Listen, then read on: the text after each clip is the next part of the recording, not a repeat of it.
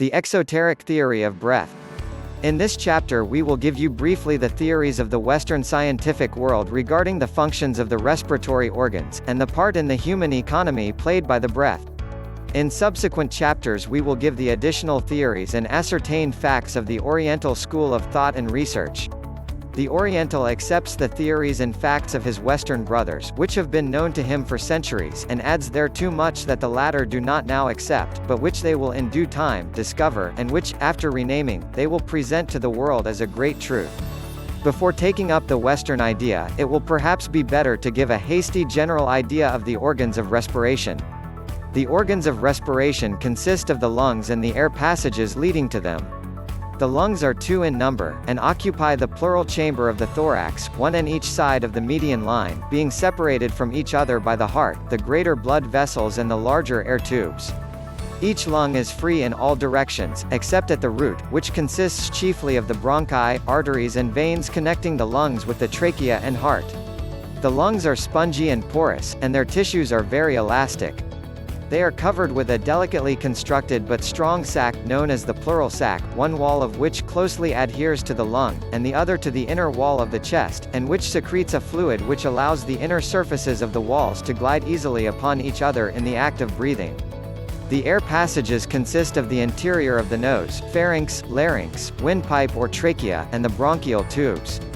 When we breathe, we draw in the air through the nose, in which it is warmed by contact with the mucous membrane, which is richly supplied with blood, and after it has passed through the pharynx and larynx it passes into the trachea or windpipe, which subdivides into numerous tubes called the bronchial tubes, bronchia, which in turn subdivide into and terminate in minute subdivisions in all the small air spaces in the lungs, of which the lungs contain millions. A writer has stated that if the air cells of the lungs were spread out over an unbroken surface, they would cover an area of 14,000 square feet. The air is drawn into the lungs by the action of the diaphragm, a great, strong, flat, sheet-like muscle, stretched across the chest, separating the chest box from the abdomen. The diaphragm's action is almost as automatic as that of the heart, although it may be transformed into a semi-voluntary muscle by an effort of the will. When it expands, it increases the size of the chest and lungs, and the air rushes into the vacuum thus created. When it relaxes, the chest and lungs contract and the air is expelled from the lungs. Now, before considering what happens to the air in the lungs, let us look a little into the matter of the circulation of the blood. The blood, as you know, is driven by the heart, through the arteries, into the capillaries, thus reaching every part of the body, which it vitalizes, nourishes and strengthens. It then returns by means of the capillaries by another route, the veins, to the heart, from whence it is drawn to the lungs. The blood starts on its arterial journey, bright red and rich, laden with life-giving qualities and properties. It returns by the venous route, poor, blue and dull, being laden down with the waste matter of the system. It goes out like a fresh stream from the mountains, it returns as a stream of sewer water. This foul stream goes to the right auricle of the heart. When this auricle becomes filled, it contracts and forces the stream of blood through an opening in the right ventricle of the heart, which in turn sends it into the lungs, where it is distributed by millions of hair-like blood vessels to the air cells of the lungs, of which we have spoken. Now, let us take up the story of the lungs at this point. The foul stream of blood is now distributed among the millions of tiny air cells in the lungs. A breath of air is inhaled and the oxygen of the air comes in contact with the impure blood through the thin walls of the hair-like blood vessels of the lungs, which walls are thick enough to hold the blood, but thin enough to admit the oxygen to penetrate them. When the oxygen comes in contact with the blood, a form of combustion takes place, and the blood takes up oxygen and releases carbonic acid gas generated from the waste products and poisonous matter which has been gathered up by the blood from all parts of the system. The blood thus purified and oxygenated is carried back to the heart, again rich, red and bright, and laden with life-giving properties and qualities.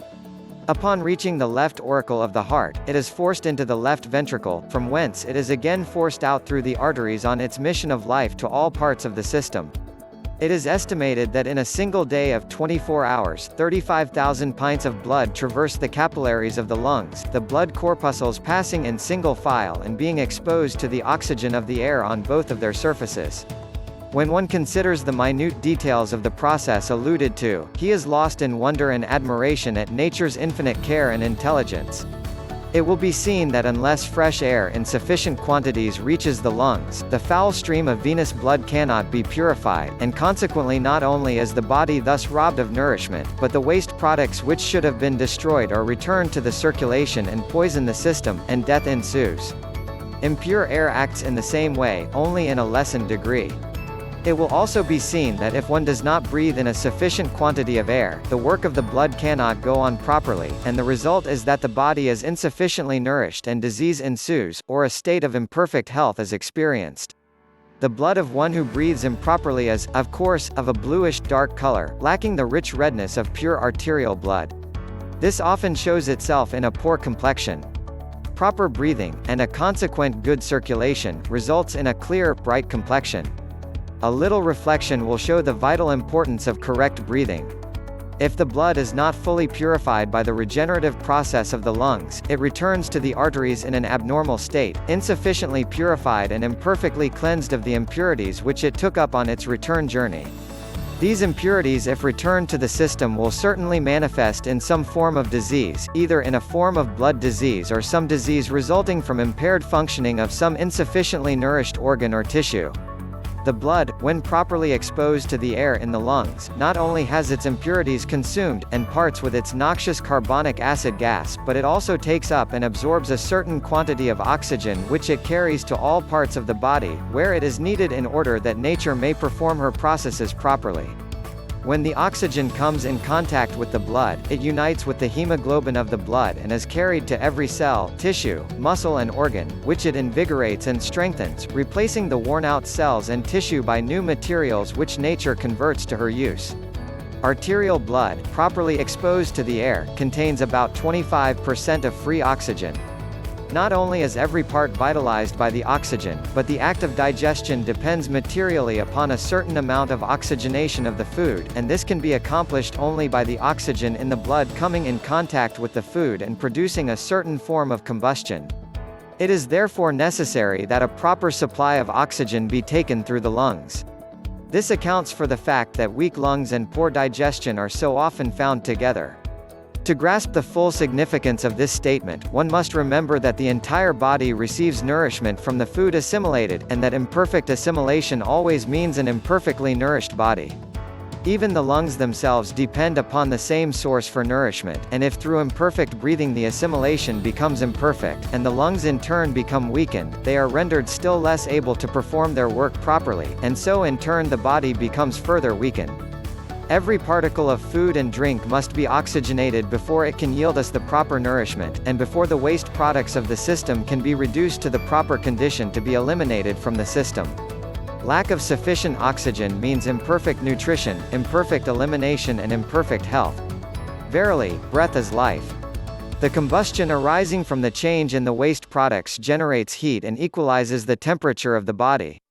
Good breathers are not apt to take cold, and they generally have plenty of good warm blood which enables them to resist the changes in the outer temperature. In addition to the above-mentioned important processes, the act of breathing gives exercise to the internal organs and muscles, which feature is generally overlooked by the Western writers on the subject, but which the yogis fully appreciate. In imperfect or shallow breathing, only a portion of the lung cells are brought into play, and a great portion of the lung capacity is lost, the system suffering in proportion to the amount of under-oxygenation. The lower animals, in their native state, breathe naturally, and primitive man undoubtedly did the same. The abnormal manner of living adopted by civilized man, the shadow that follows upon civilization, has robbed us of our natural habit of breathing, and the race has greatly suffered thereby. Han's only physical salvation is to get back to the nature. Please like, subscribe and share this YouTube channel.